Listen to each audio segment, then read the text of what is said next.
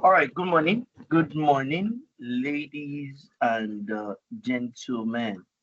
It's great to have everybody here. Thank you very much for coming onto this call.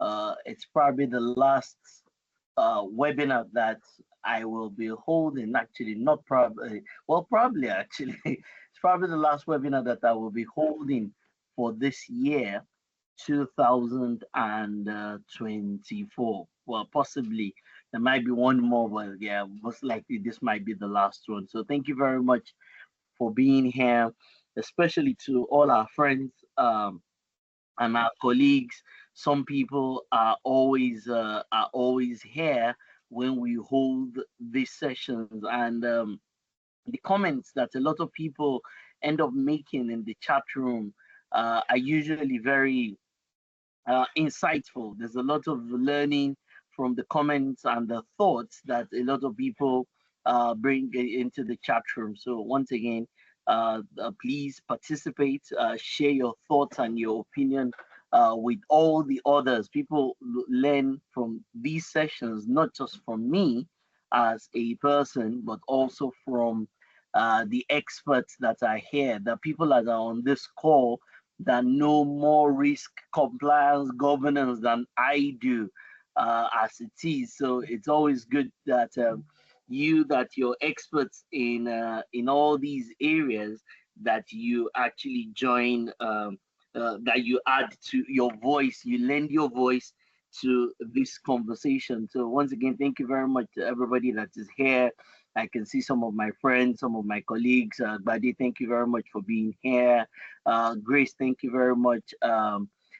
Chairman John, thank you very much for being here. That's like having John here is like having your the chairman of the board of directors.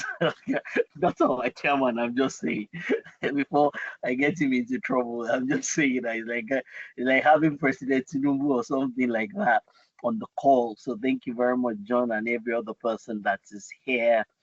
It's always a pleasure to have you all. It's always a pleasure to have you all here as it is. So let's go into the chat room and let's everybody just share your. I want you to tell me what is your knowledge of compliance. What does compliance mean? Or maybe you want to put a rating of high, medium, low in terms of your knowledge of what does compliance mean. High, medium, low. Everybody. All right, please, everybody, please go into the chat room. Give me your knowledge of compliance. Right? Are you high? Are you medium? Are you low? And yeah, just tell me what is your knowledge of compliance? High, medium, low. So that all the people that have high, you're going to be part trainers with me. We'll be involved with this thing together. Right? So if you're high, uh, uh, they were going to be partners. Um, right. So if you're high, yeah, you and I are going to be so for sure. We're definitely partner. We're going to be delivering this training together. For sure, I'm going to bring all the questions to you, Grace. Okay, Grace is definitely high. Ha ha, but they very funny. Ha ha ha ha, very funny. You said medium. Is that you being is that you being modest or being humble? Which of those words do I use for you when you say your when you say you're medium? Do I say you're being modest or you're being humble? Right. Can I hear from others? Who are those that are high? Who are those that are medium? In here.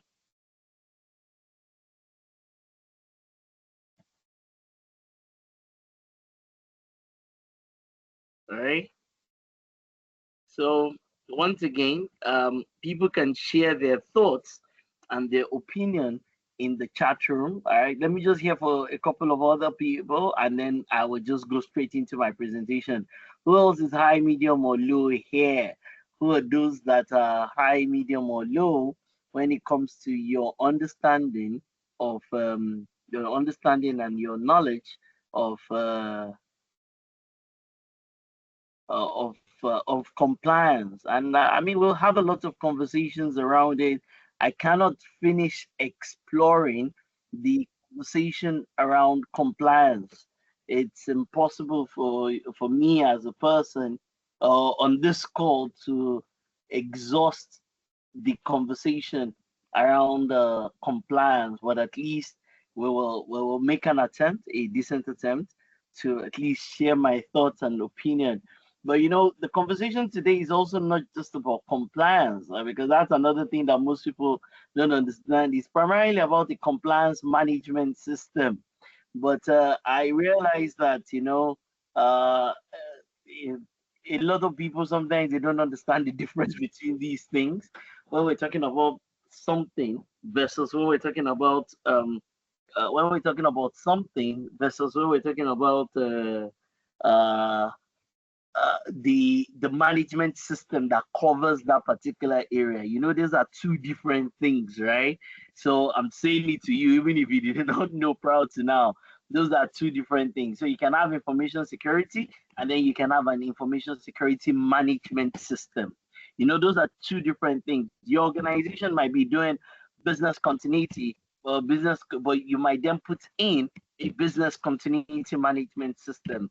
A lot of organizations they do compliance, but it's a different ball game entirely if you now want to put in place a compliance management system. It's very important that people realize the difference between these things. The concept of you say, oh, I do environmental management, but now when we're now talking about environmental management system, that is a different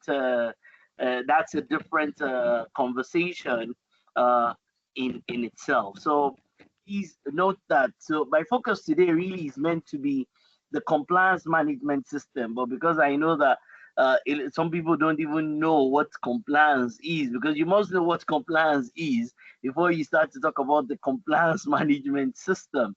If you don't know what compliance is, how are you going to talk about a compliance management system? So it's important that you clearly understand that the area of work in itself before we start to talk about the management system that covers that area of work in itself. So once again, I welcome you all to this session. I'll just go straight into it. We're going to fill, I mean, some forms because there is an exam that we're going to share with you, and then you can take the exam.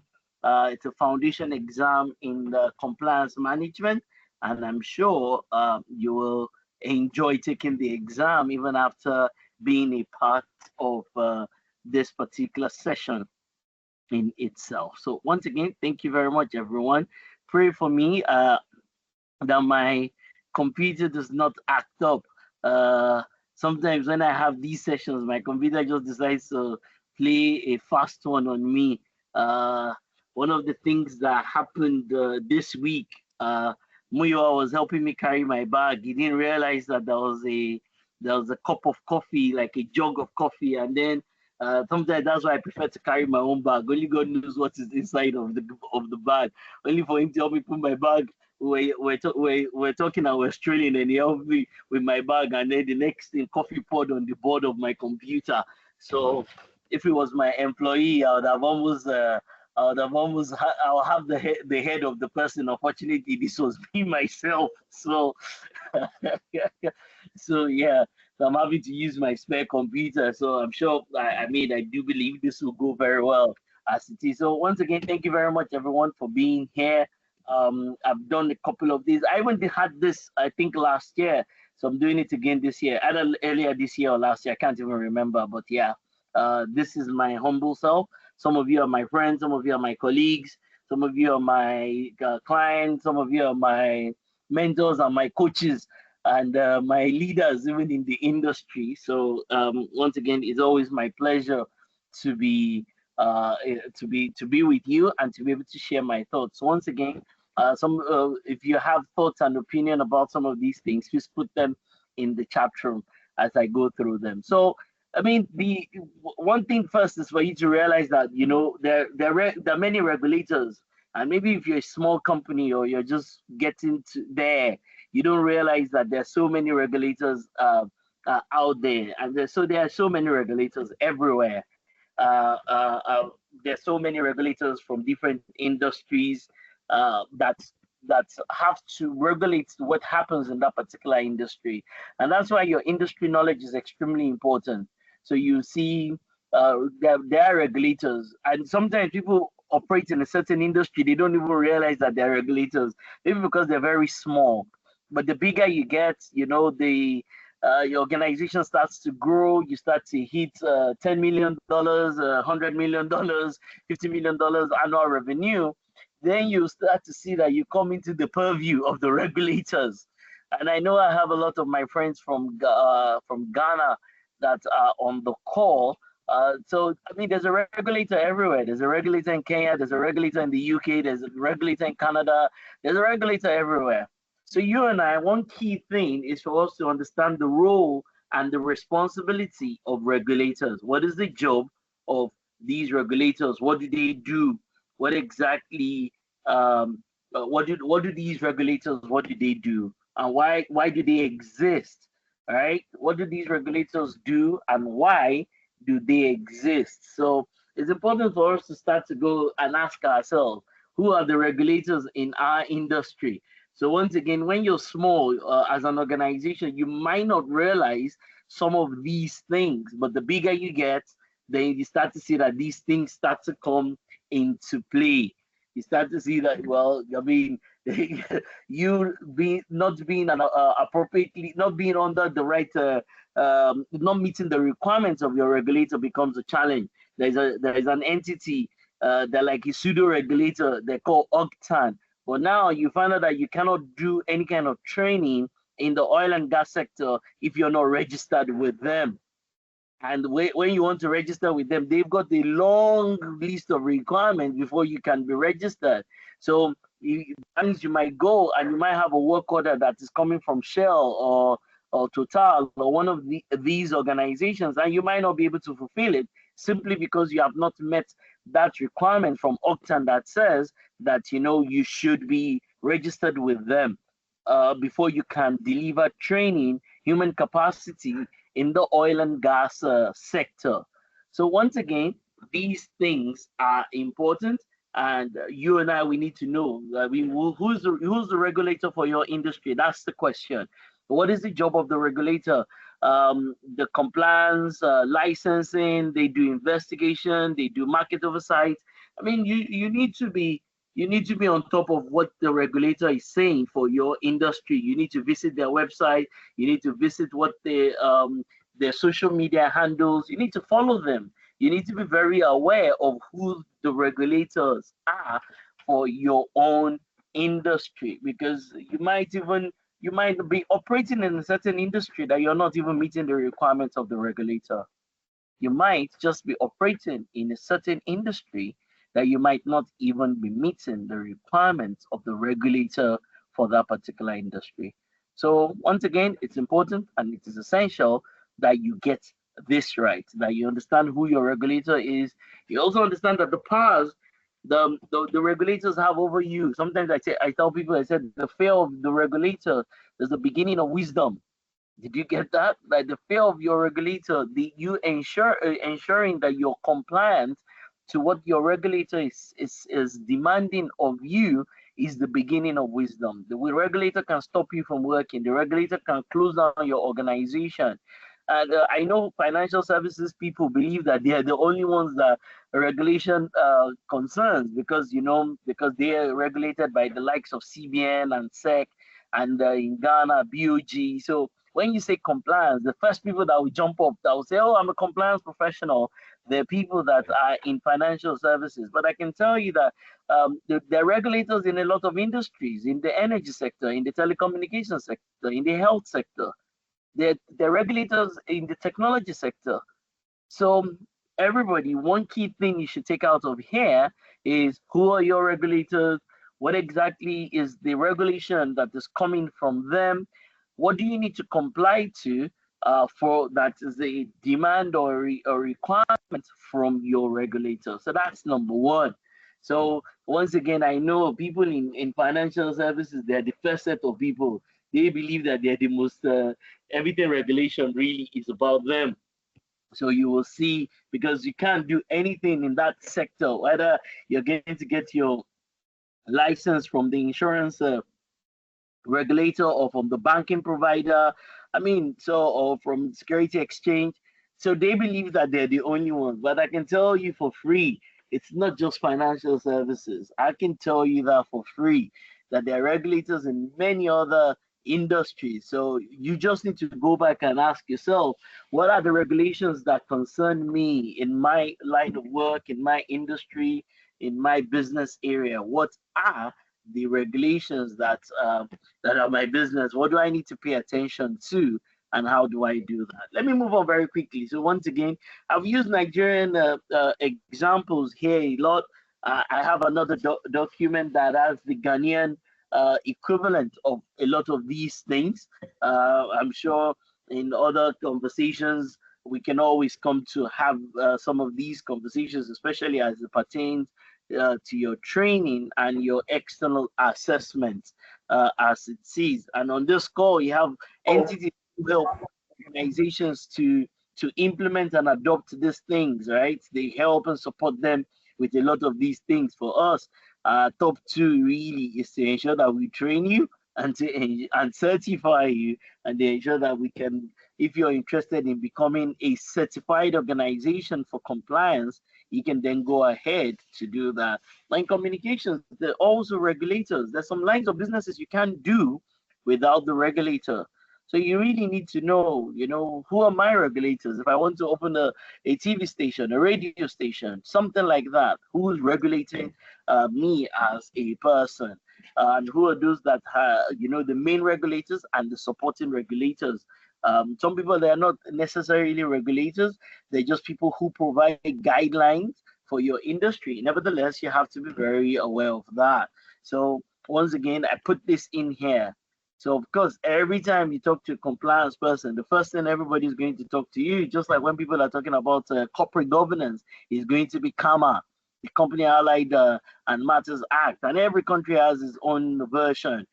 They've got the same version in Ghana, a similar version in Kenya. Everybody's got something along these lines. Of course, if you're in financial services, CBN is like God with the small G. So they're like God, so to speak, right? And of course, others. So the idea is, if you don't understand this, then there's no point all of us talking about compliance here today.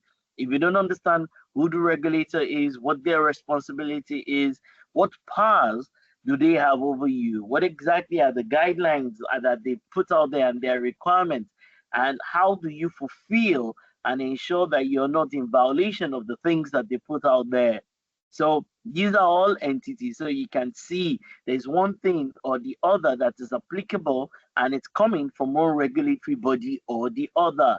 So some of those don't know that there's something called intellectual property, right? There's a copyright commission. We don't know about employment and labor laws, and a lot of organizations, they are in violation of a lot of these things. You know, these days when I see, this modern day is a very interesting modern day. I'm a bit of an old timer. When people hear of compliance, because a lot of people have come into these things because of ISO 27001. So because there's a control in there that talks about compliance, so people only think about it generally. But if you're doing something like ISO 9001 that deals with all the processes in your own organization, those processes, whether they are the main or the core processes or they're the supporting processes, then you find out that there's so many things you need to take into consideration with regards to the regulator. That's why you find out that tax is a big issue for you. That's why you find out that is your organization, are you violating some kind of employment law? That's why I find out that there's some things you're meant to do relative to insurance, and it's long, right? We can do this all day, but the idea is not for me to stay here all day. So there are many things in the different organizations that are violating relative to the environment.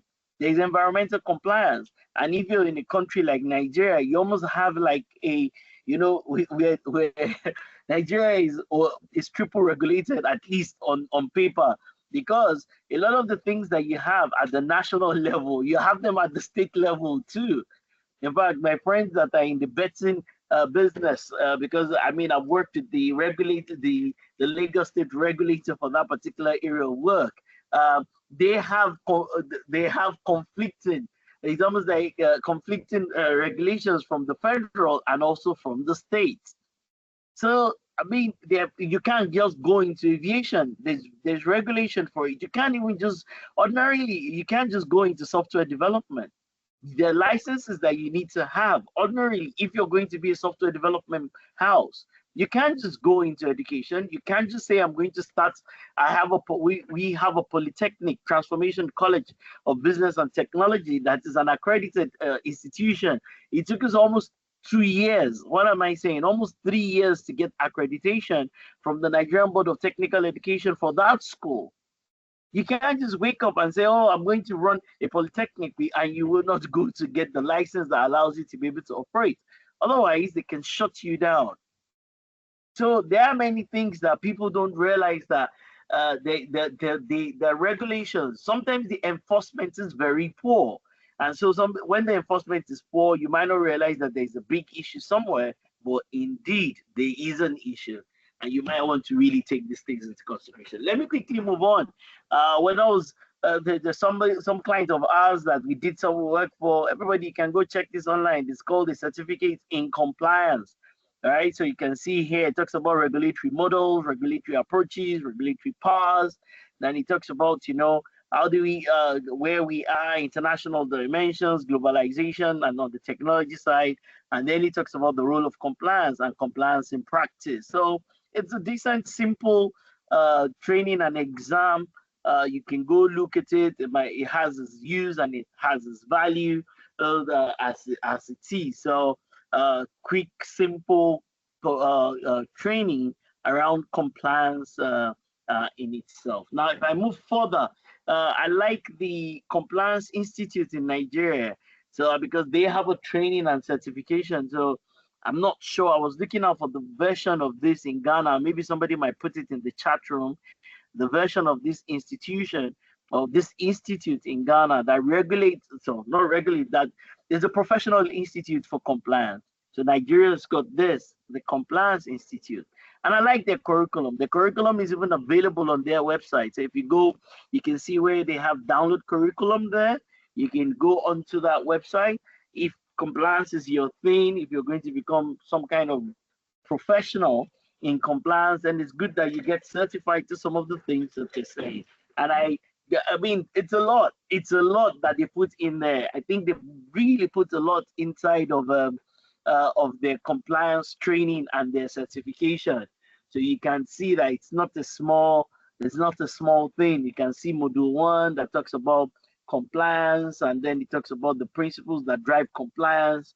So you can see these principles. Then it talks about the compliance structure. I mean, this is deep. This is very deep. So under compliance, you can see conversations like resources, like outsourcing, like who's fit to become a compliance officer in an organization. So it talks about the principles. But of course, the other challenge that you have is that every time people hear compliance, the only thing that they talk about is AML and CFT. Like the whole of compliance is tied to anti-money laundering and combating financing of terrorism, AML, CFT. But that's not all. It's more than that. I know there's a tilt, especially in financial services, towards that. In financial services, everybody is very focused on AML and CFT, but it's more than that. But of course, AML and CFT is a big deal. But it's only if you're in financial services. Remember that I said this is applicable in every industry. Compliance is for all. It's not only for people in financial services. So, but there's definitely a tilt. So you can see to become an associate, right? Look at it. 1, 2. Look at module 3. crime and corruption, economic development, banking, money laundering, banking institutions, cash smuggling, non-bank institutions, and many other things, in payment methods, cryptocurrency, and how these things can happen. But I mean, these things are primarily only applicable to the people. The primarily, I mean, it doesn't mean that it doesn't, you can't apply. It's not applicable in mining or in telecommunications or in oil and gas. It is very applicable. I'm just saying that it's very much tilted towards financial services. So you can see that same module 3 that has AML and CFT. It continues here. Okay, so you can then start to look at the global compliance standards against money laundering and financing of terrorism. And then you can also say still continues anti-money laundering, the compliance program. But I can tell you that the whole of compliance is beyond just AML and CFT. It has to be beyond AML and CFT. And I think I've been able to clarify that, right? Of course, if you're in financial services, this is critical. So you can see for this associate program, it has module 1 and 2. Look at how short module 1 and 2 is. And then look at module 3 that talks about anti-money laundering. And so, of course, you also cannot be a compliance professional that you don't know about the concept of AML, what constitutes AML, how do you, what exactly is the reporting that you need to do with regards to AML and CFT. You need to know it. It's critical. And of course, to become an associate member of this institute, you can see that half of the whole thing is really around that. Of course, there are other areas that they brought in here. So module 3, which is still the things that have got to do with compliance, it still continues. So look at it, right? Half of this page, if not 2/3 of this page, is AML and CFT, right? 2/3. The entire page here is AML and CFT. I had to do the formatting of this myself because I wanted to fit them onto the page, so I had to work on it myself. Sorry. Yeah. So the 2/3 of this page, this entire page, and even half of this page is still about that same AML and CFT. So you can see that they really take AML and CFT to be very important. Of course, there are many other things. It talks about market abuse. It talks about anti-bribery and corruption. There is an ISO standard for anti-bribery. A lot of the consulting companies that I've seen, the big four, they always will make requests that they need to do AML and they need to do ISO 37001, which is for anti-bribery, and ISO 37002, which is for whistleblowing, anti-bribery, and whistle blowing. And of course, maybe somebody should give us an answer in the chat room. Where do these 3 things connect? Governance, risk, then compliance. What is the relationship? Are they like 3 legs of a stool, right? Or the 3 edges of a triangle? Corporate governance, right? Risk management, and then compliance. What is the difference? The thing is that all these things have ISO standards. So there's an ISO standard for corporate governance, which is 37000. A lot of people don't even know that exists. I've been having conversations with the Institute of Directors, and I keep telling them, because I'm a member of IOD, and I keep telling them that, it's good that they also align the corporate governance code of conduct and all that to the 37300, ISO 37300, which is for corporate governance. People know about risk, which is ISO 31300, ISO 31300, which is like some kind of risk guideline, and the other risk document. There's also another ISO document called 31010. Everybody, you can look it up and you can put a link in the chat room. ISO 31010, which is the techniques that for somebody who says that I'm a risk management professional. ISO 31010, the techniques for someone who says that I am a risk management professional. And of course, compliance that we're doing today, 37301. So what is the relationship between corporate governance, risk management and compliance management. Here you can see here that they've brought in the concept of corporate governance. They've also brought in the concept of anti-bribery, corruption, and all that. They also have another course like that. I think it's called Designate Compliance Professional. Yeah, so that also talks about a lot of this thing. So I was in what's that place? I was in Senegal some months ago, and it was something on IATF, and I included a lot of the learnings from there that into this place, and I think I did some blog posts around that for a bit. So, but I think I have some things inside of here. So this is like, you know, what we're looking at before was like the entry level. Now beyond that, we're now looking at something that is higher than that. We're now looking at your compliance to international standards. I was still looking at some of the banks on their website, how they have put the fact that they comply to some of these international requirements. I was looking on a couple of websites, sanctions grid. Even as a country, I mean, we're sanctioned as a country. So if you're gonna go and check, everybody check Ghana on the FATF list, and also check Nigeria on the FATF list. Go and check, everyone. Check Ghana, check Nigeria, and tell me, somebody should tell me in the chat room, where is Ghana on the global FATF list? And where is Nigeria? Is Nigeria under one of the areas that countries that are still in the red? That, you know, that means as a country we haven't passed. Everybody, please check for me and put our number. So Nigeria, as at a month ago, we were still in the red. We're still not. I mean, we don't meet the FATF guidelines. I think Ghana definitely does meet it, but Nigeria does not, I believe. So somebody should help me check. You can even put a screenshot of that. It's available online. So once again, this is a big deal. These are higher level things beyond just AML and CFT.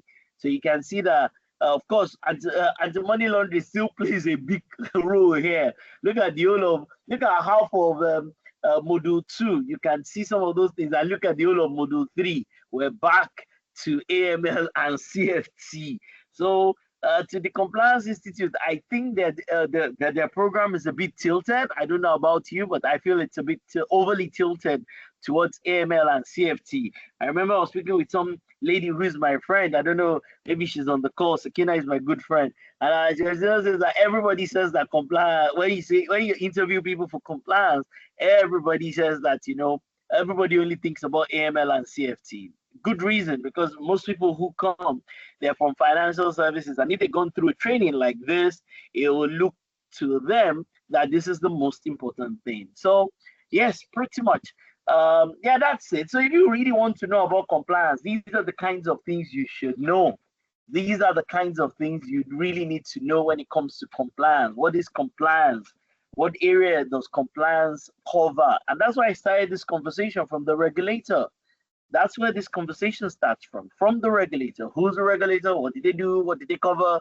And things like that. So that's it. So I think I've been able to cover compliance to an extent. I started from here, a simple case of a simple compliance program, certificate in compliance. And this is very simple. It's not deep. And I mean, it's global. But but the Nigerian version is very deep. It is very deep in reality, way deeper than just this certificate in compliance. But if you really want to know about compliance, that this might be useful, this might be helpful, and especially if you're in financial services. I don't think even the Compliance Institute, I don't think they advertise themselves enough, because the program is good. It's good. The content is great. The book, I mean, they've got materials for all these things. It is great, and it's wide enough. Right, of course, very much financial services tilted, but I mean, not bad at all, right? So if you really want to understand compliance, it's things like this that you should know. It's things like this you should be comfortable with. It's things like this that you should be familiar with. And of course, in extending your knowledge, you can also extend your knowledge towards corporate governance, towards risk management. And as I said earlier, the birthplace of everything is to understand who the regulators are for your own industry and what exactly are their requirements. What are your obligations towards the regulators of your industry and general regulators of the land, right? Tax is not something that is tied to a certain industry. You can be doing business and not be doing your tax returns. That's completely unacceptable. So some things are national, some things are only tied to the industry that you operate in. I'm very mindful of time, so let me move forward. As I said, the idea behind today is not for me to try to teach you compliance. I'm not trying to really teach you compliance. That will be a different conversation because I mean, in a compliance class, we've got to go through all these things. We've got to do a lot of exercises. We've got to have text that allows us to be able to explore everything that is here. So external watch list, internal watch list, how do you do calibration, the tools that you use, your compliance universe. I mean, in a compliance training session, we are going to spend the whole week just looking at compliance. So what we do in our training is to put in some compliance in there. So like maybe what I'll say 25% of the training class will probably be about compliance specifically, or maybe 30% might be a bit more accurate. We're going to talk about compliance in our training program. But beyond just speaking about compliance, the meeting today is about a compliance management system, something that people don't know about, something that people are unfamiliar with, something that people don't even know that it does exist. A compliance management system. That means the same way you pursue an information security management system, or a business continuity management system, or a quality management system, or a health and safety management system.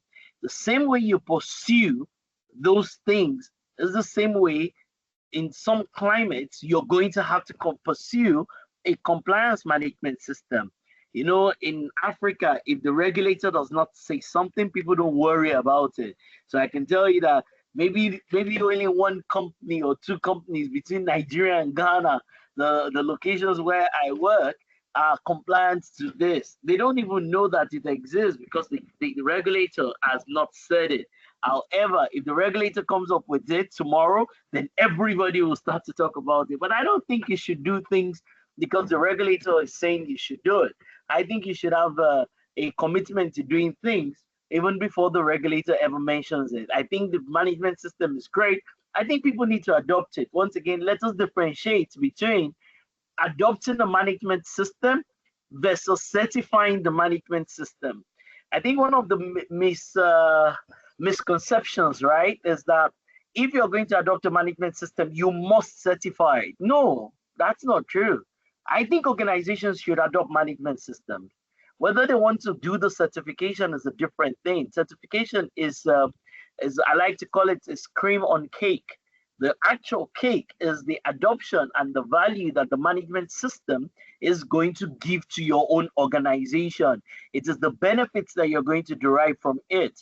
As I'm on this call, once I get off this call, I'm going to get onto an audit that I'm on right now. And I'm asking them that, are you really getting any benefits from this management system? You've had them for 4 years, for 5 years. Is it really helping your organization? Apart from you being able to post something and show the certificate to your regulator, are you getting internal benefits from your adoption of a management system? So, and that's why it's very funny, because in financial services in Nigeria and in Ghana, the regulator has not said anybody should do a quality management system. CBN has not mandated it. So because CBN has not mandated it, only very few banks think that they should have a quality management system. And a quality management system is the most important management system. It is 100 times more important than information security or business continuity or service management. Way more. It is the number one management system because that talks about the quality of all your internal processes. But nobody's talking about it, though it is the most important management system. The only one everybody's talking about are the ones that the regulators have said you should do. So if we go to Ghana, for example, nobody talks about ISO 20000. Very few companies ever talk about it. Why? Because the regulator did not say it in their documentation. So because the regulator did not say it, the people don't bother about it. So a few banks, maybe 4 or 5 banks in Ghana, are the ones that have thought about it to say, you know what, we really need to ensure that we put a management system in place relative to the quality of IT services. And when you look at it, ISO 27001 makes an assumption that you even already have the ISO 20000. But people don't really take these things into consideration. So I'm going to advise your organization, you that you're the representative of your organization that is on the call, go and adopt this compliance management system. It's very useful, it's extremely valuable, right? Whether you want to certify, that's a secondary conversation as it is, and you shouldn't really wait for the regulator to say you should do something before you should do it. Some people don't have a forensic desk or have not adopted anything with regards to fraud and forensic. Why? The regulator has probably not spelled it out. The regulator spells ISO 37. Everybody check for me. 37003, right? That talks about fraud controls. I should be right. ISO 37003. You can put the link in the chat room for me. Now, if the regulator says they should go to do that, then people will say, oh, let's go start to do this fraud controls. Well, you don't have to wait for the regulator to think about you putting in fraud controls in your organization. Enough said about that, right? So once again, it's a management system. I'm hoping a lot of the people that are on the call, you understand the management system clauses 4 to 10, right? So, and you can leverage your existing management system with regards to this. But it's unique. So for example, if you're on this call, you should be familiar with 4.1, 4.2, 4.3, and 4.4. I suppose you're familiar with it. However, they've included 2 extra things there: your compliance obligations and compliance risk assessment. They've included these 2 things in here: your compliance obligations and your compliance risk assessment. Okay, so which goes back to what I was saying to you earlier. What exactly are your obligations? You're the one that's going to know your obligations. All of us are in different industries, so some of us are in different countries. So you will have to have clarity on compliance obligations.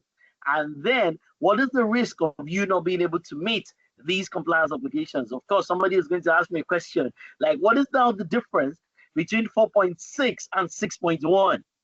Right? Maybe somebody should tell us in the chat room. Some people on this call know better than I do when it comes to this. But you'll see that 4.6 is like a follow-up to 4.5. So really, that means in the Excel document or in the Microsoft Word document or on the portal where you have your obligations, something inside of there also needs to speak directly to your risk.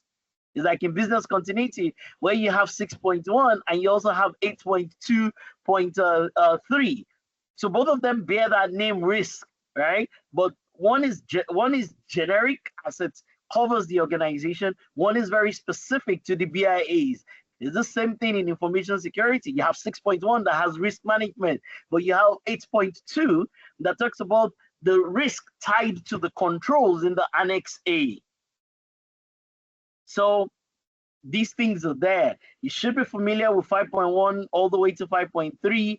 Something like 6.1 to 6.3, they're generic things.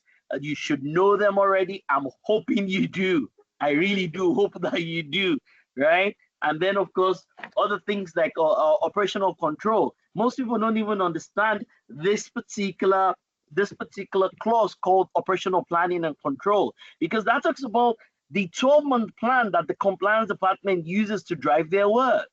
That same clause is in information security. That same clause is in business continuity. That same clause is in service management. And every time I look at how people do it, they do it wrongly because they just follow the template. You know, when it comes to the adoption of management systems, is the template that is the leader. The consultant and the people, they follow the templates, and it should be the other way around, because some of those templates have been badly developed. It's almost like the person who wrote the template does not even understand the real intent behind that particular clause or the control. Because this 8.1 says, how do you operationally plan? It's like your 12-month plan for the compliance department. What do you do every month?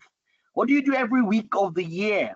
What are your deliverables? What are you going to report in your monthly report and your quarterly report?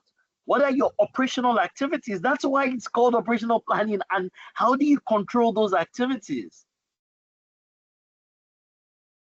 Okay, it's like when we're talking about the controls and the procedures. Now, you've talked about how the planning of your activities for the entire year, right? Are there procedures tied to those activities? Otherwise, they become one-off. They become the activities that the person only carries out because he's a smart person, because he knows what to do. And you can't run an organization that way. You can't run an organization because you have a smart guy there today. What about tomorrow? You don't have a guy that is that smart. Your organization should have processes and procedures in place. That's what's important. So that your marketing has got a process, your digital marketing has got a process, your sales has got a process, your negotiation has got a process. You got processes in the organization. Even if you need to deviate from those processes from time to time, the bulk of it does exist as a document. And then you can see 8.3 that says, how do you raise concerns? Because you need to be able to raise concerns with regards to your compliance obligations. That's why they included all the other ISO standards, all of them. They end at 4.4. This is this is the only one that I can remember that goes to 4.6. None of the others do that. And I like even 4.4. That's another clause that is always misunderstood by everybody. Right? I mean, my job is to audit organizations, right? So I see everybody could they completely misunderstand and misinterpret what 4.4 is, because there's a word in there. That word is called the interactions. It says that how the processes, how do they interact? The opposite of interaction means that they're standalone processes. Okay, so there will be concerns, and the concerns might be internal. The concerns might even be coming from the regulator. It can be coming from internal audit. It can be coming from anywhere. But there are concerns around your obligations and the way by which you approach things. That is why they've kept it in 8.3. Further to that, you have the investigation process, because there has to be an investigation process. Things go wrong, things need to be reviewed, somebody needs to dig deep. Why did this occur? I was auditing a bank recently, and I like what that's probably one of the few banks that I was just last week, I think. They're one of the very few banks that the ED, it's always very funny, especially for I always say that when you go to microfinance and fintechs, exactly, it's fintechs that I really want to say. When you're auditing, the CEO, the MD, or the founder is always too busy to come on the call. They will tell you, oh, our CEO is too big for all these kinds of things. You'll be reviewing information security or business continuity for a fintech that might be there today and might not even be there tomorrow. And their founders are always too busy. I can count. I probably have audited maybe 30 fintechs. I can count on one hand the ones that the founder actually came on the call. Very few, because they're very busy. But when I do this with banks, I do this with big organizations, the MD might not be available. They'll give you one of the EDs, or at the very least a GM. It just tells you how fintechs look at these things, because they don't see value when it comes to this. Most fintechs are started by some guy who has an idea for an app, a payment app, or an API or something like that. So for them, when it comes to these kinds of things, these things don't mean anything to them. But for big organizations, it's a big deal. Once again, the reason why you have raising concerns here is that the raising concerns can be the concerns with regards to 4.5, 4.6. They can also be concerns with regards to how the compliance department operates, or the compliance professional, or the compliance person. How do they operate? How do they do things? It might be with regards to that same thing. That's where the raising concerns comes in. And then you have an investigation process. Your investigation process has got to be clearly documented. It's got to be clear.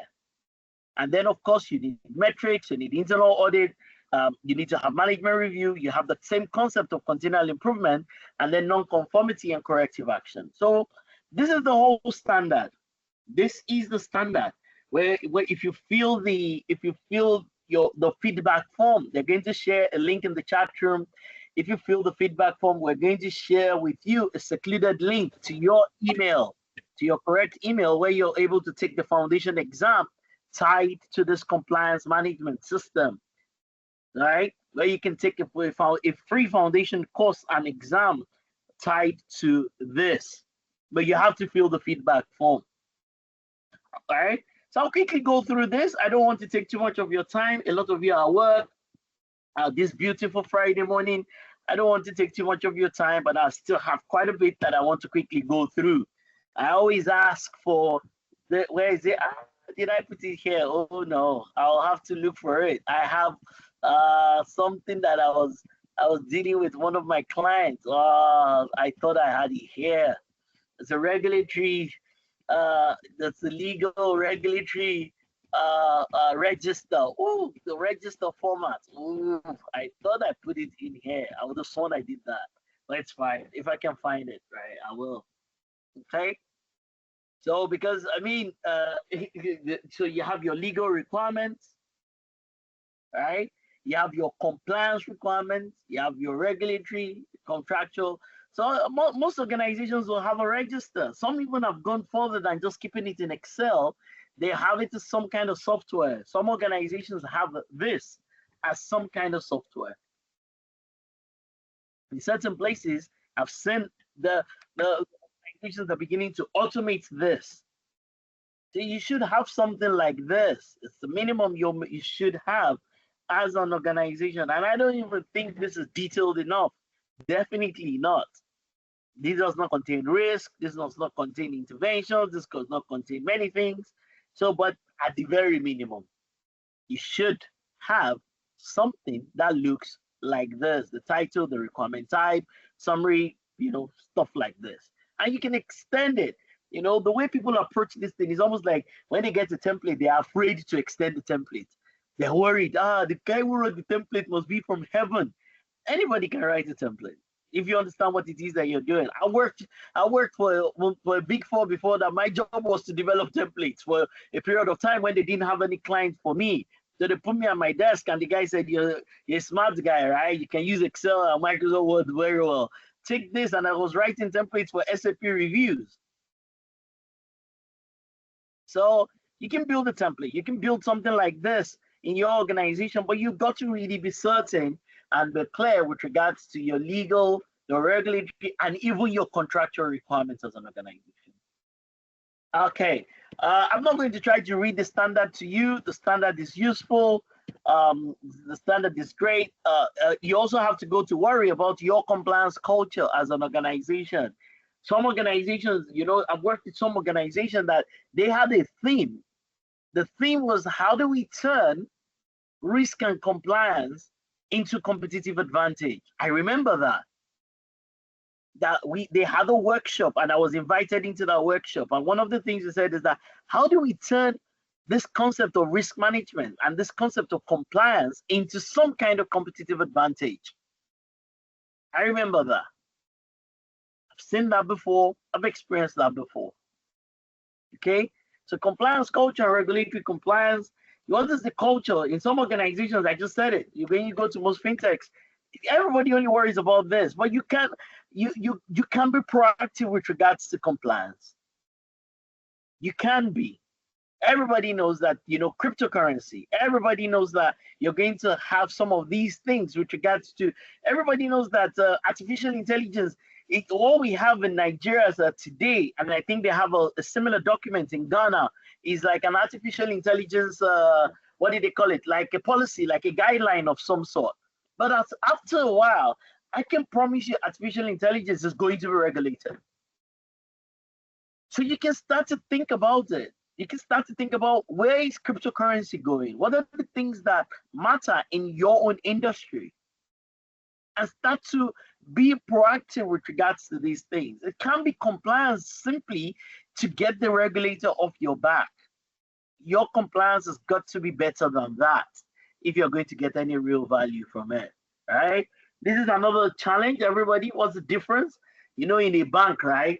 They've got all these things. So banks have I've seen a bank in this my lifetime, right? Listen, right? They have information security, they have internal control, they have internal audits, they have risk management, they even have cyber security, and then they have compliance, and then they have like 7 or 8 control departments. I was like, what? Then because I was doing their review, they brought all their reports to me, and the reports were pretty much the same reports. And then some of the people in the operational departments were complaining that they said that these people come to do the same exact kind of reviews. When I finished that audit, one of the things I said to them is that you have to clearly delineate these things. What should the internal control reports cover? What should the compliance reports cover? What should the risk reports cover? What should the information security reports cover? What should the internal audit reports cover? Because you can't just, every head of department cannot just choose to do it however it is that he wants to do it. And that's also very important, right? I have many things in here. I don't want to take too much of your time. You really have to think about your stakeholders, your internal and external stakeholders, because that's the other thing when it comes to compliance. Compliance, people only think about the things that are tied to the regulator. They're not thinking about the things that are tied to internal policies, because that's also important. Compliance to the internal policies and the procedures, right? So you can see when I showed you this, right? Contractual requirements, because you also have to monitor that. Your contractual requirements, compliance to your contractual requirements. That's also very important. It's part of the work in itself, right? What else is important? That's all your contracts. Where are the contracts? Who do you have these contracts with? Right? And of course, even if you check ISO 37000, there's a portion in there that talks about data-driven decisions. As part of corporate governance, data-driven decisions. Data-driven decisions. So data management is important. As you manage compliance, you have to start to think about your data sets, the quality of your data, because that feeds into corporate governance, and the corporate governance is demanding that the decisions you're making as an organization, that they're data-driven. That means technology is key. Of course, in modern day, I mean, every time we have a privacy class, a CDPO class next week, Certified Data Protection Officer training next week for the whole of next week. One of the things I'm always saying, who's the best person? Please give me your thoughts in the chat room, everybody. Who should be the head of data privacy, CISO or the head of compliance? Aha, that's an interesting one. Who should be the head of who should be the chief data protection officer of the organization? Is it the CISO or is it the head of compliance? Argue for and against. The CISO is technical, so he understands all the technical side of the data protection and privacy, encryption, anonymization, pseudonymization, masking. The CISO is technical, so he understands that. The compliance leader, he understands compliance. He understands all the forms, the account opening forms, the specification of account opening form from the regulator, the KYC, the KYE, know your employee. He understands compliance truly, especially from the eyes of the regulator and the requirements. So he can even help you trace it to be able to identify the personally to be able to help you note the personally identifiable information and where it's coming from. He does that. So, which is which, right? Who should be? Please go to the chat room. I'm going to go to the chat room in a bit, but I want to quickly finish this session. Who's the best person to be the head of data privacy? Is it the head of compliance who understands the regulatory side of things, or is it the CISO? And in some organizations, they even give it to the head of legal. In a lot of organizations, they even give the privacy to the head of legal. Not sure. So who's the best person? And of course, when it comes to compliance, the people the lawyers also believe that compliance is their area of work. I have a lawyer in Ghana, Margaret. She believes that, oh, compliance is an extension of the legal profession. I don't know whether their thinking is right or it is wrong, but of course, lawyers can definitely make good compliance professionals. Absolutely, without a doubt. Lawyers can definitely make good compliance professionals. Well, who should drive privacy? Because you can't be talking about compliance. There's Data Privacy Act in Ghana, there's Data Privacy Act in Nigeria, there's Data Privacy Act in Malawi, where I've just done some work, there's Data Privacy in Kenya. So you can't do compliance without thinking about this. Just like this, especially, even all the banks have to write a report with regards to environmental management. Let's not even talk about oil and gas. Let's not even mention mining. Let's not even like the mining companies in Ghana. Let's not even talk about your compliance to as a manufacturing company, whether it's carbon emission, whether it is how you're helping to degrade the environment, or how you contribute towards the SDG goals. So your compliance, AML and CFT cannot be everything. Anti-money laundering and combating financial terrorism cannot be everything. It's more than that. That's why I brought these topics. That's why I've said you have to think about your stakeholders. You have to think about the contracts that you have. You have to think about how you manage data. You have to think about privacy and data protection. You have to think about the environment. You have to think about health and safety.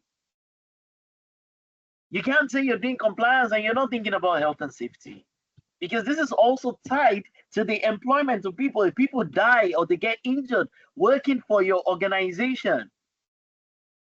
So we're compliance professionals, because they're very AML and CFT trained, they don't think about these extra things. And these are very important things. Health and safety, environment, privacy. These are all key considerations when you're talking about compliance. Extremely important. All right, good. So this is the standard. I've already spoken about it. I've already spoken about the standard. I cannot teach you all this right now. I mean, otherwise we'll be here till evening. This has to, every organization has to think about the compliance for their own organization. You know, one of the things that happen in the industry, somebody moves from one organization to the other and carries everything from that organization to the other one. In fact, people, there's a new new bank I worked with a while ago. The only thing they had at the back of their mind is to hire somebody from their competitors so that the person can bring the reporting formats, the templates, and everything that they have in that organization into theirs. And when I was reviewing them, I could see that those things are not being localized for the context of their own organization. You might be in the same industry, but your organization is different. Your organization is unique. Your organization is different. Your strengths and your weaknesses are different. So you've got to localize management systems generally, just like this one. You've got to understand your interested parties or your stakeholders. You have to have a scope for your compliance. You have to talk about the interaction of the processes. You have to understand your obligations and the risks that are tied to those obligations. And when you talk about risk assessment, I hope somebody knows those three key things when you're talking about the assessment of risk. You do, there are three things under the assessment of risk. You identify the risk, you analyze the risk in itself, and then you do what? You evaluate the risk. And then you then come down to the treatment of the risk. Okay? And then, of course, leadership. Of course, everything rises and falls on leadership. You need to have a compliance policy. I was looking at the bank. They have an appropriate compliance policy on their website. I was sharing with one of my team members during last week or 2 weeks ago. I said, look at this one, like properly documented, their obligations, how they've met some of those things, properly done. Leadership commitment is key. The leadership cannot play with compliance. They can't treat it lightly. They can't treat it with levity. Roles and responsibilities. Also, who's the compliance officer? Is the person qualified, experienced enough to be the compliance officer? Of course, planning, risk and opportunities. It's important that you don't identify just risk, but you also identify opportunities. And what exactly are your compliance objectives, and what are the plans you're putting in place to ensure that you meet these objectives? That is why in 8.1 is the continuation. In fact, most management systems are so badly done. I just shake my head because I don't know how they tie this 6.2, and the focus for a lot of people is to tie 6.2. They tie 6.2 to 9.1. The key thing for you to tie 6.2 to is 8.1, the operational planning and control, because it says your objectives and the plans to achieve them. Now you now expand this inside of 8.1. You can then talk about the metrics in 8.2. Some of these consultants, they really, some of them, if there was a, I mean, let me not see what I want to say, right? Right. So, yeah, you should have a risk assessment template in your own organization. How do you plan to do this? It's up to you. There are many ways to skin. I mean, every time I talk about every time we talk about compliance is when we say there are many ways to skin a cat.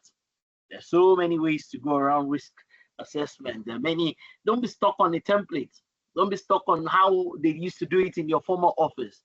Went to some organization, it's almost like they're about to use the approach that is used in Shell for an organization that does not even have up to 50 people. And I'm like, but this doesn't make sense. You can't be using this very convoluted risk approach for a small organization. Right. Of course, when it comes to the ways by which you support it, very important. You need resources, you need competent people, people that have attended training classes like this. You need awareness, you need communication, you need awareness for the whole organization. The whole organization needs to be, they need to be aware of what awareness is. You need to have a communication calendar, and you need to have the ways by which you document. Of course, I've also spoken about the operations. I've spoken about, so who should be a compliance officer? This is competence. What should the compliance officer know? What are the capabilities that somebody who's aspiring to say, I want to be a compliance professional? Because this is a line of work. You know, it's only in Africa that they need you to be everything. We need you to be a risk officer, an internal audit person, an internal control, compliance. You know, in Africa, we need you to be 100 things. And that's why when people now travel abroad, they now start to streamline their CV. Because in Africa, you do 200 things. When you go abroad, they only want you to do one. So the people want to see that you've been doing compliance for 15, 20 years. But in Nigeria, when you go for compliance job, they'll say, but can you also do risk? Have you also done internal audit before? Can you do information security? Africa likes breadth. We love breadth. But in Europe and in the West, they love depth. Like, you know that you're a specialist. So some of you, you're going to end up becoming big compliance executives everywhere. And of course, in a place like the UK, it's almost like the head of compliance does not even report to the organization. It's almost like the compliance officers that they work for the regulator, because they are more in tune with the regulator than people with the organization. It's almost like your compliance officer is almost working against you, because he will cast you. He will tell the regulator, especially in financial services. So you better make sure that you know what you're doing as an organization, because most compliance officers, they will cast you to the regulator. So you can take note of this, and then you can see regulatory, you know, many things in there. And so of course, there's ethics, there are many other things, but you can see a lot of things here about regulatory. And I'm hoping after this session, we'll all go back to organizations and we'll do compliance better. And the way by which we think and plan compliance will be better than the way we're looking at it as at today. Of course, internal auditors have to learn how to audit compliance. How to audit compliance adequately, because compliance needs to be audited. Right? Compliance needs to be measured. The compliance function and the compliance capabilities of the organization needs to be monitored, needs to be measured, needs to be analyzed, and these things need to be reported to the executives. So there are all sorts of KPIs when it comes to compliance.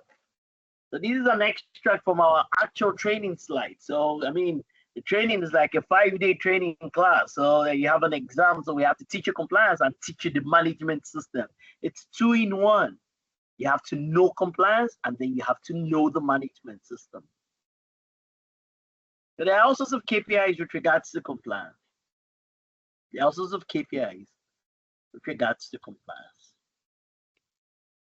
And of course, your compliance capability needs to be improved over time. And of course, if you have non-conformities, they need to be corrected. So there are many things. I want to round this up right now. There are many things for you to worry about in terms of compliance, what it is. What is your compliance universe? You get what makes up compliance for you? Most people don't even have a complete compliance universe. They don't really understand everything that concerns them. I've seen so many compliance universe documents, and I'm like, you've missed out on some things. What are you doing with regards to privacy? What about environment? What about health and safety? What about employee laws? The people are just focused on only some of the things that are coming from only one of the regulators. What about compliance to everything that is an internal policy? Compliance to everything that is internal control? Compliance to everything that is information security. There's a reason why in information security, there is a clause in A5 under organizational control that talks about compliance in information security. That compliance in information security is just a subset of what compliance people do. But you know, information security people believe that information security is even more important than corporate governance. You know, in this modern day where the people start their career in information security, they think information security is more important than the corporate governance, more important than enterprise risk, more important than business continuity, more important than quality management system. They think information security is more important than health and safety that talks about the health and the safety of the lives of the people who work for the organization. You know, they have a narrow view. So sometimes when you sit with the CISO, the CISO says information security is the most important thing. I say you can't secure a laptop that you don't have. Things have to be functional before you think about security. You know, now if you ask a young person, say, what do you want? Oh, I want to do information security, but you don't even know how to install an operating system. So if you don't know how to install Windows 11 on a laptop, why are you thinking about security? Because you don't really understand security. You only understand how templates work. But you know, this is modern day. Everybody's talking about how do I, what's that thing? API security. What about who builds the API? Nobody is building API. Everybody wants to secure it. Well, Femi, my colleague, we're having a conversation. I thought, Femi, everybody wants to secure things. Who's going to put things in place? There are very few system administrators now, very few people doing Oracle or passing Oracle exams. The people are only thinking about how do we secure, but you can't secure the thing that has not been functionally installed and configured. Yeah, but what do I know, right? So, right. How can you have a stronger information security team than the IT team? Then there's a problem somewhere. Because information security is even not the same thing as IT security. IT security means that you really understand how to secure an operating system, secure a database, secure MongoDB. Because those are completely different things. Secure a router. What is the right configuration for for the access control list that is on the router and even that is on Active Directory? You know, so people like the buzzwords. It's just like when we talk about information security versus cybersecurity. I always ask people that which is the bigger umbrella? Because if you organize a conference today and you call it information security, people won't come. But if you organize a conference and you call it cybersecurity, people will come. But cybersecurity is the subset of information security. But people don't know or understand that. Because cybersecurity has a flashy name. Like, that's a very, you know, beautiful name. But for cybersecurity, probably is only about 30 or 40% of information security. Information security is a much broader bucket than cybersecurity. Anyways, I told you to check Nigeria on the sanctions list. I mean, this is very important. I mean, so this is also under AML. So I put it in there because people would like to talk about it. And in our actual training, we spend a lot of time talking about, you know, how do you trace transactions? The bankers do this, the fraud unit, they do this. People who do fraud investigation and forensics, they have to be able to trace who's the ultimate beneficiary owner. You've stolen money, You take it outside of the country, you pass it through an investment company. The investment company comes back into the country and they say that they're investing in real estate. Aha. Aha. Who's the ultimate beneficiary or beneficial ownership for the transactions? And there's a way to trace it. There's a methodology around this. There are tools, there are techniques, there are approaches when it comes to some of these things. KYC is very important. How deep is your KYC? How deep is your KYC? How deep is your KYC? And once again, under AML, you talk about these things. We also talk about how do you do payment and transaction screening. So all these things we deal with in the actual training, because all these things are under AML. What are the approaches for payment and transaction screening? How do you do this? Do you have the tools? Do you have the technologies? Do you have the skill sets to be able to do this? Do you know how to use Excel to be able to write certain kind of macros to be able to help you with this? Do you know how to dump from different systems into Excel and then build a macro that does matching? How do you do this? Persons list, countries list. What about keywords? What about transaction limits? A long time ago, I did something with NFIU. A very long time ago, maybe 20 years ago, something like that. It was a system that was a custom built system for suspicious transactions. All right. So, anyways, yeah. I mean, I showed you in one of those in the curriculum for the institute, the international organizations that you should. I mean, because all of them have requirements for compliance. And some of these things you have to do them at the national level, at your organizational level, especially the banks in Accra, in South Africa, in Ghana, in Nigeria that now work across multiple countries. If you're just a local bank, you know, the challenges are not as much as the ones that are now the UBAs of this world, the GT banks of this world that work in multiple countries. Once again, these are very important things. Right, an obligations register. So yeah, I think I put this, everybody. So your compliance register, this is one of the ones I was looking for. Like what should be in your compliance register? I have another one somewhere. I don't even know where it is, but yeah, you'll have another one. These are the kinds of things. Hopefully, this is the minimum that should be in your compliance register. Minimum that should be in your compliance register.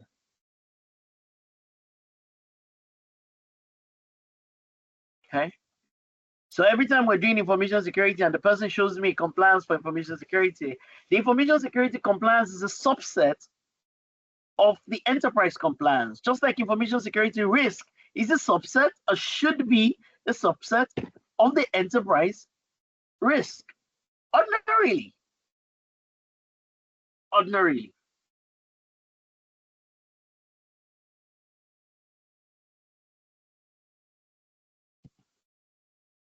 Right, I'm not going to talk too much about this any longer. I talked about that. I mean, talked about this. Yeah. So this, I mean, this is these are the kinds of things when it comes to FATF, the 40 recommendations. And Nigeria as a country is doing badly here. Nigeria as a country is doing badly here.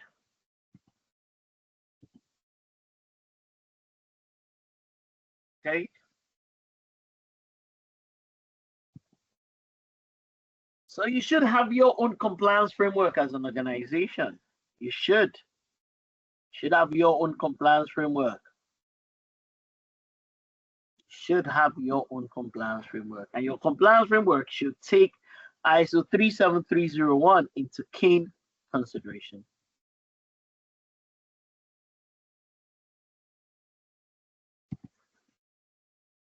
Security Exchange Commission, Ghana Security Exchange Commission, the Bank of Ghana. Nigeria has 2 documents, Volume 1 and Volume 2 for compliance. Each of them is about 8,000 pages, CBN. Volume 1, Volume 2, there's NFIU. I worked for these people a very long time ago. It must have been after that act. after the EFCC Act, they tried to build a suspicious transaction platform. I was working with an organization that had the contract, and I was the one doing the UML modeling for that thing. It's a long time ago. Must have been about 2005 or something. Right. So Ghana also has this. Yeah, you can see.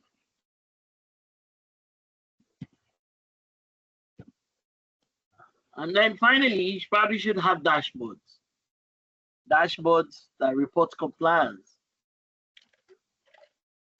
These are the kinds of things you should have as an organization.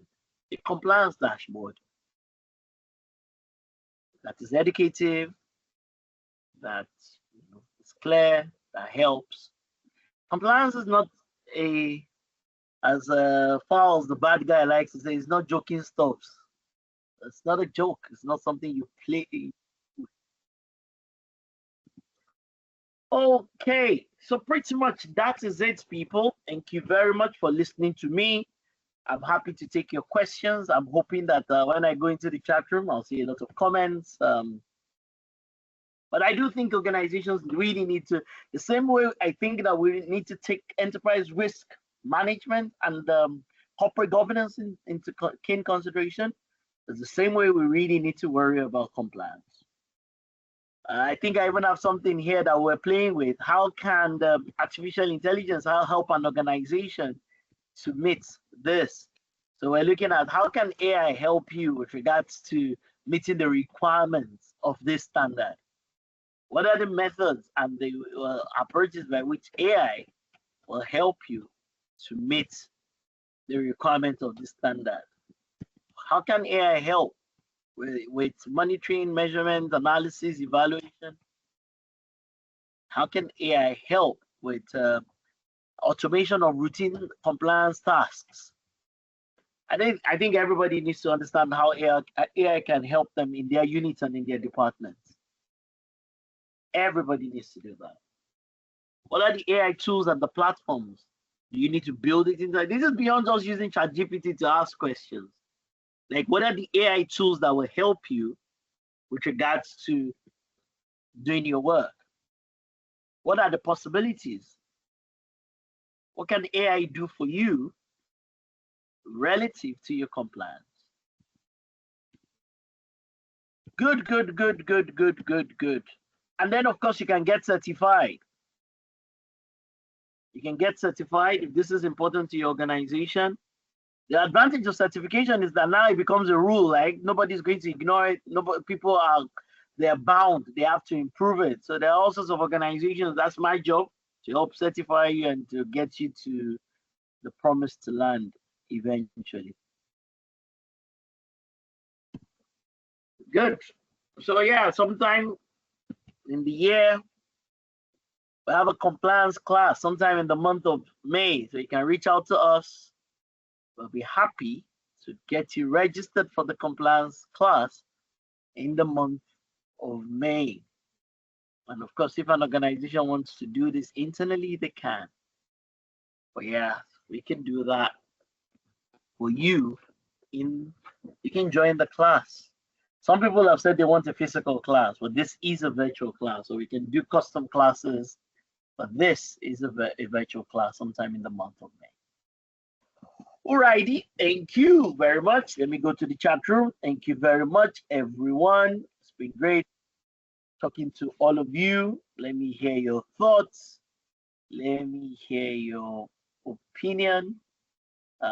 As we please, if you need to fill the feedback form. So yeah, please share your thoughts and your opinion with me very quickly, everyone. Share your thoughts and the opinion with me. 3 legs of a stool, right? FTA Funsho, yes, thank you. Of course, Nigeria is in the gray list, yes. Oh yeah, Nigeria is definitely in the gray list.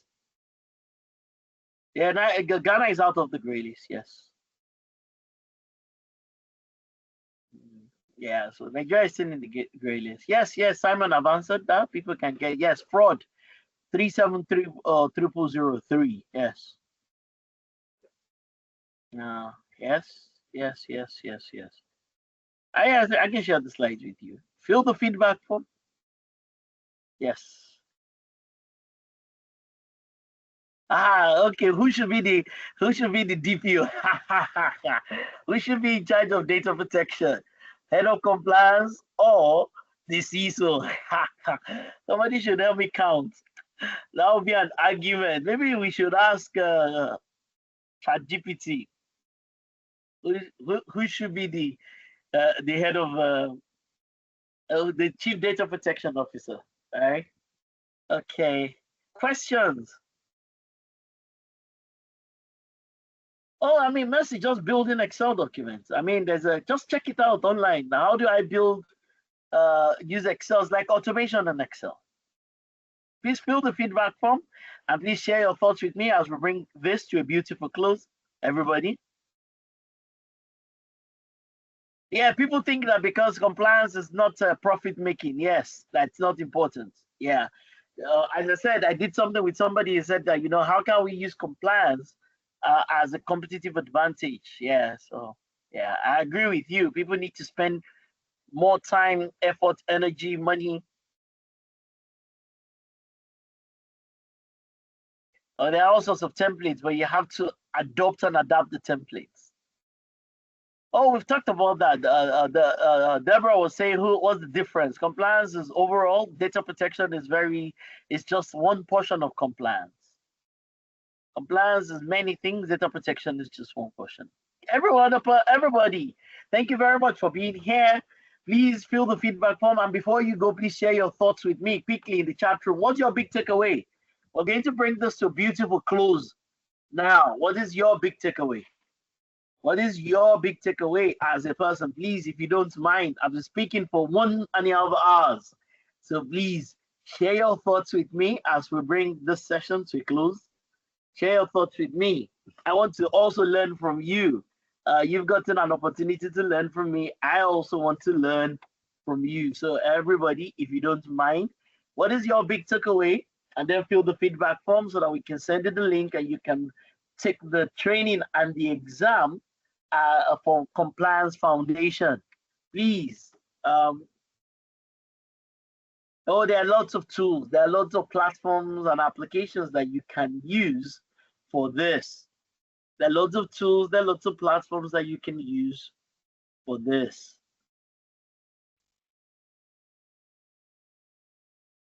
Okay. Please share your thoughts with me as we bring this to a beautiful close, everybody. Quickly, I want to hear from everybody. I want to hear from everybody. Please fill the feedback form. Once you don't fill the feedback form, we won't be able to share the link for the exam, and the link for the exam is only going to be valid for a week, and after that you won't be able to take it any longer. Please ask your questions. You can speak, you can ask in the chat room, you can also share your thoughts and your opinion and your feedback and your takeaway. Everybody, I'm done. Please go ahead. Hello sir, good morning from Nigeria. Okay, hello Tosin, how you doing? Yes sir, good, fine, thank you sir. Thank you for the session so far. Even though I joined late due to network issues, but I picked a lot of things from this session. So I would like to know, will recordings to be sent to our mails later? Yes, it will. Yes, it will. All right, thank you, sir. And also, I can't seem to find the feedback form in the chat as I can't access it. I don't know if it's my network or if it's something I've tried. It's probably your network. It's a network. I can access it and all that, but they will also send it to your email. They'll also send the feedback form, because you won't be able to get the exam link if you don't have that. Okay. Thank you very much. But they'll send it to you. My pleasure. Thank you very much. All right. Oh, information security is a subset. Information security compliance is a subset. Somebody's also asking that, can somebody do both? Yes, but yes, you can. But they're two different functions. It's like saying, can somebody do HR and finance? Yes, you can. After all, there's a connection between HR and finance. Money needs to be paid eventually to people, and there's an accounting for salaries and all those kinds of things. So you can wear multiple hats. But when you're wearing each of those hats, you have to know exactly what it is that you're doing and why you're doing what you're doing. It has to be crystal clear to you. What is it that you're doing and why are you doing what exactly you're doing. Okay. Yawande, thank you very much. Thank you. Please, can I hear from others? We'll share the slides with you. We'll also share the recording for the session with you. We'll send the link again to your email address, right? All right. So yeah, compliance, you can't overrate compliance. For smaller organizations, yeah, once again, you can wear multiple hats. Please, everybody, give me your feedback as we bring this to a beautiful close.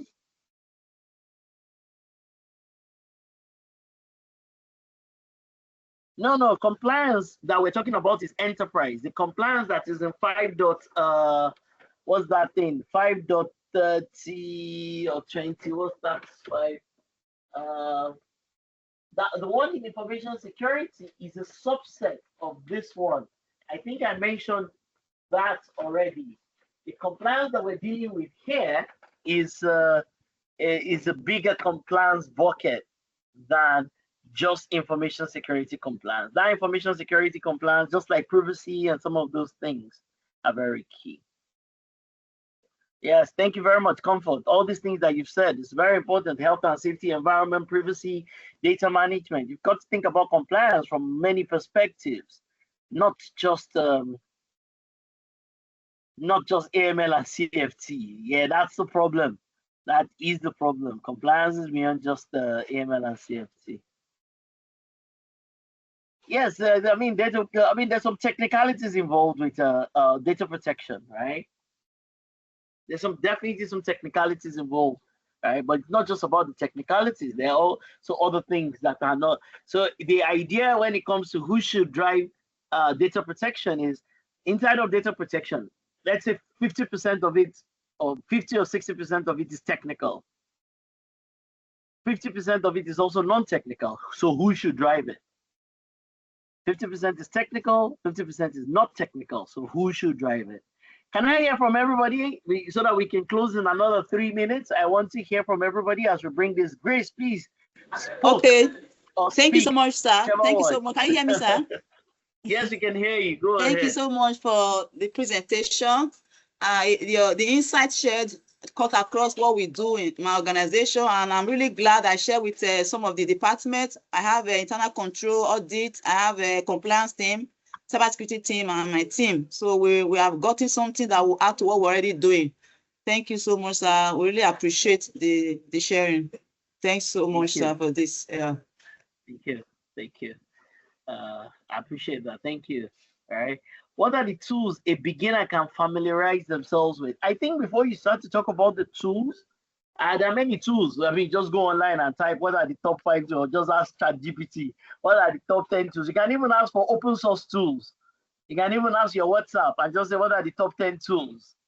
Right? You can say, you can even say what are the top 10 tools for open source. You can even check out the open source tools. There's some open source tools for compliance.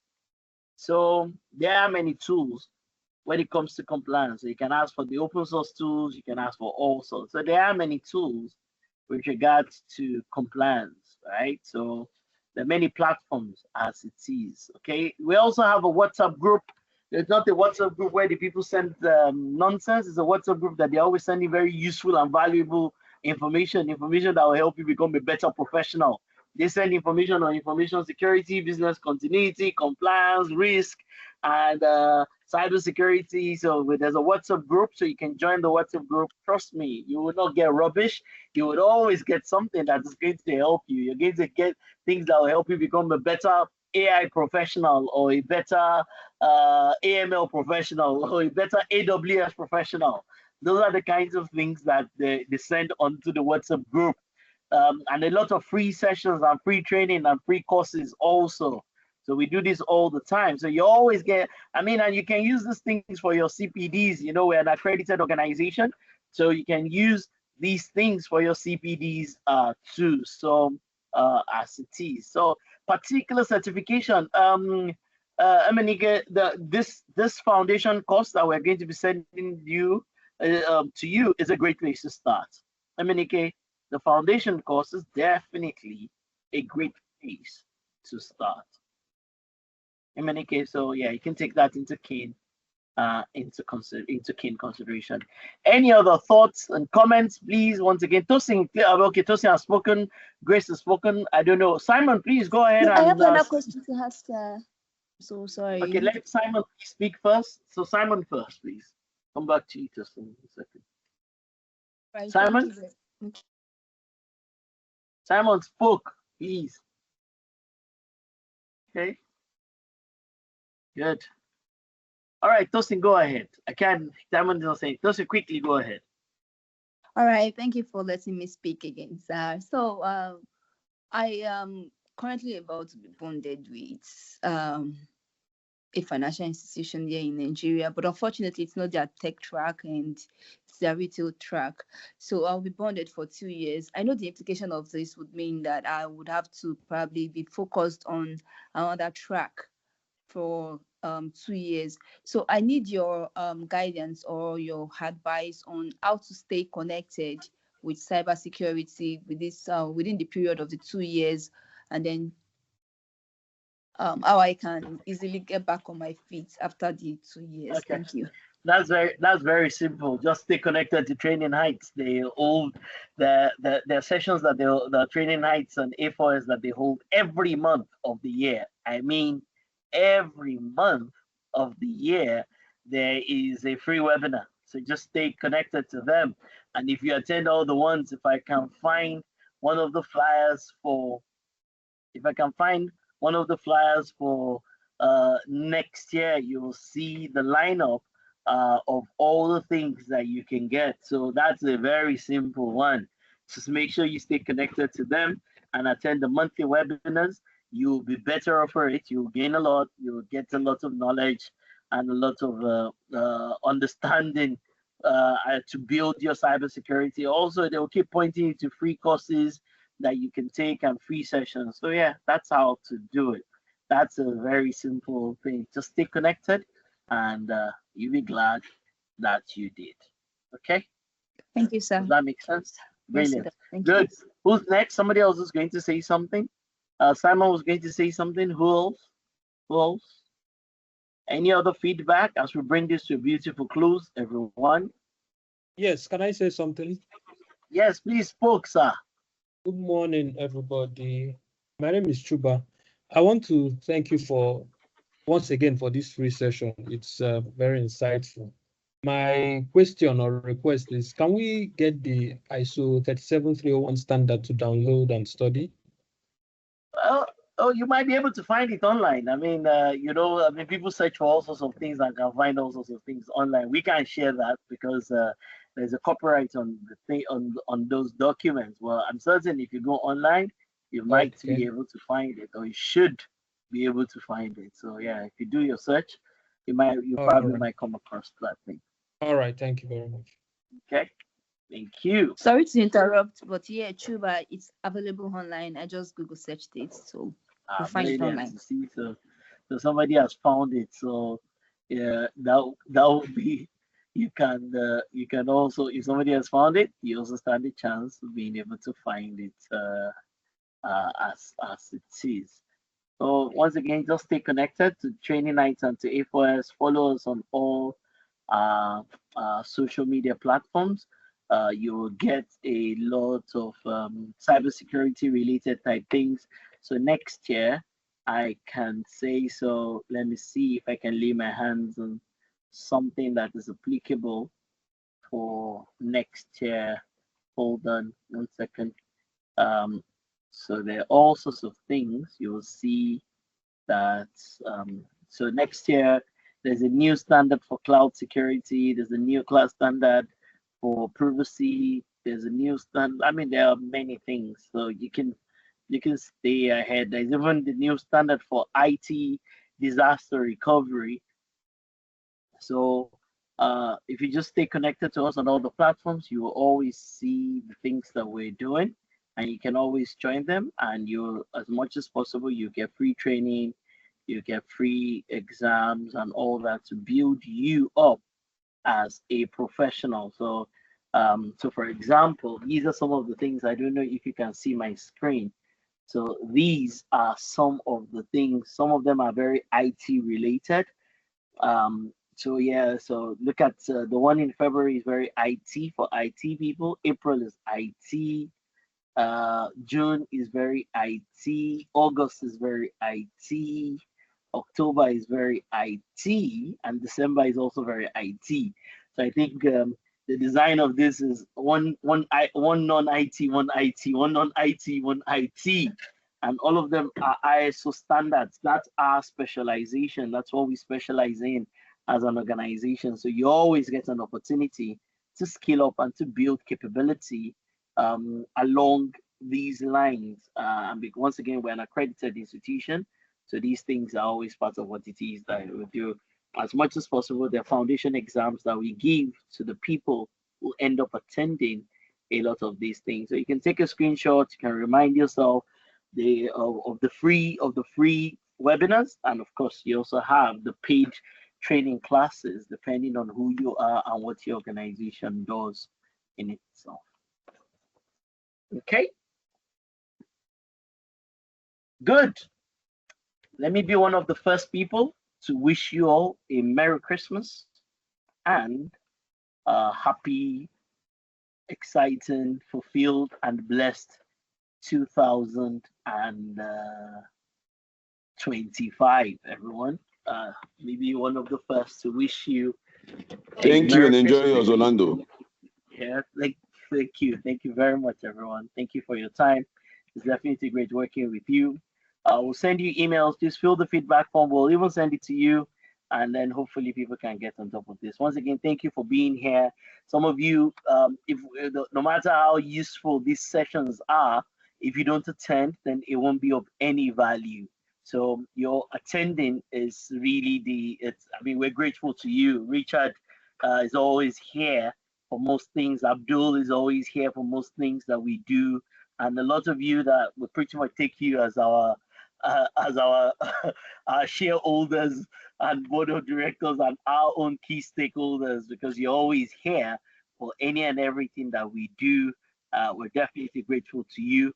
And it's been a wonderful year. I think I must have done at least 12 or 13 different webinars this year as a person. I must have done about that. I can't even remember them. So maybe if you check on YouTube, you'll find some of these things. I must have done at least about 13 different webinars for the year. And once again, it's indeed always our pleasure to have you. It doesn't matter what we try to do. If you don't come, then it's not very valuable. And also to our own team, we have an army behind that organize these things. The guys are both in training nights and in A4S that spend all their time organizing these things that we do. We're great. I'm grateful to all of them, or the entire Miwa's team, Margaret's team, everybody in Nigeria and in Ghana that put all their time and their attention in ensuring that these things work out. So thank you. I mean, we had to postpone this particular one about twice because we just wanted the right number of people. And I think the last time I was even completely unavailable. Even today, lucky, thank God for OneDrive, because my computer is broken today. I had to, luckily the presentation was on OneDrive, so I could get it from OneDrive. So thank God for OneDrive. I could just pull it onto another computer and I was able to do this. Otherwise, I already called one of the team members and I was already telling him that I'm not sure we can do this because my actual computer is broken and the last version, but luckily I was saving it on I think on my desktop, and that is mapped to OneDrive, and that helped significantly. So thank God for that. So once again, thank you very much, everyone. I wish you a pleasant and excellent, a beautiful 2025.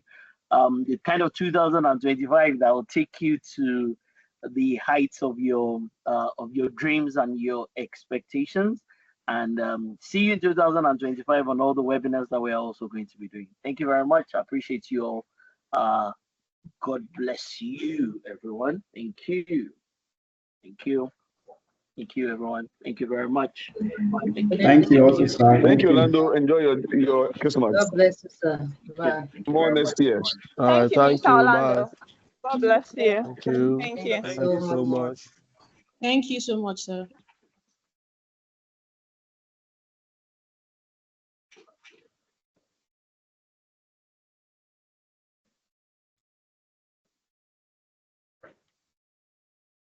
Medasi, Chief. Yeah, man, that's it. Yeah. You want me to relocate to Accra? You want me to relocate to Accra, right? So, Friday morning, all I'm thinking about is how to eat wache from that woman that is close to the airport. That's all I'm thinking about.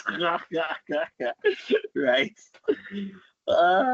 Thank you. Thank you, everyone.